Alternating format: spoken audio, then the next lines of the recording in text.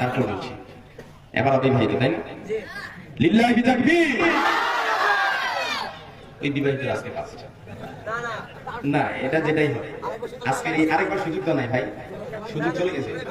শুধুমাত্র আজকের এই ঝিনাইদহতে আমি সব জায়গায় তাকবীরের মাধ্যমে আলোচনায় যাই, শুধুমাত্র আজকে ঝিনাইদহতে কি হয় যে বিবাহিতরা ফার্স্ট হয়ে গেছে। আর যাই বলেন আজকে বিবাহিতরা ফার্স্ট, মাশাআল্লাহ আপনারা ফার্স্ট, 100-এ 100 ফুল মার্কস পেয়ে গেছেন।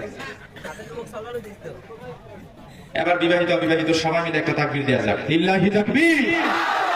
আল কোরআনের আলো, আল হাদিসের আলো। কোরআন হাদিস যেখানে নাই, রাজি আছি তো ইনশাআল্লাহ? আল্লাহ কবুল করুক, করেন আমিন। আপনারা ইমাম আহমদ ইবনে হাম্বলের নাম শুনছেন? সবচেয়ে বড় একক স্বতন্ত্র হাদিসের যে কিতাবটার নাম মুসনাদ আহমদ ইবনে হাম্বল, প্রায় 40,000 হাদিসের কম্পাইলেশন আছে এই কিতাবটার ভেতরে। একক স্বতন্ত্র হাদিসের সবচেয়ে বড় কিতাব ইমাম আহমদ ইবনে হাম্বল রাহিমাহুল্লাহ। উনি শেষ বয়সে হাদিস সংগ্রহের জন্য উনি বের হয়ে নিয়ত হচ্ছে কি হাদিস সংগ্রহ করবে। বিশাল রাস্তা মরুভূমি এলাকা হেঁটে যাচ্ছিলেন ইমাম আহমদ ইবনে হাম্বল।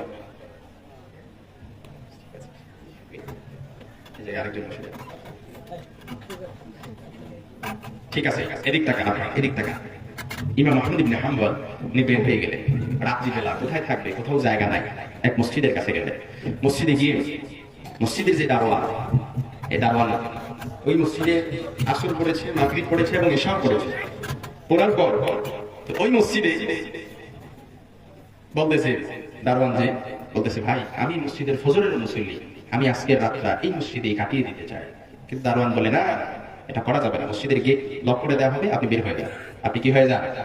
আর যদি আওয়াজ করে বলেন কি হয়ে যান? বের হয়ে যান। ইমাম আহমদ ইবনে হাম্বল উপায়ন্ত না পেয়ে বের হয়ে গেলেন।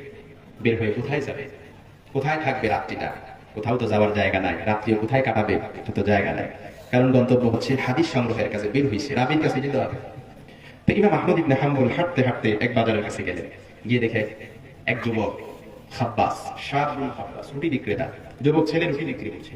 ওই যুবক ছেলের কাছে গিয়ে বললে, ভাই তোমার যদি আপত্তি না থাকে আমি আজকের এই রাতটা তোমার এই চুলার কাছে আগুনে আমি পোহাতে আমি রাতটা কাটিয়ে দিতে চাই। যুবক বলে, গুড, আলহামদুলিল্লাহ, কোনো সমস্যা নাই, কাটাতে পারে। এটা তো আমার সৌভাগ্য যে আজকে সারা রাতের জন্য আমি একজন সঙ্গী পেয়ে গেলাম।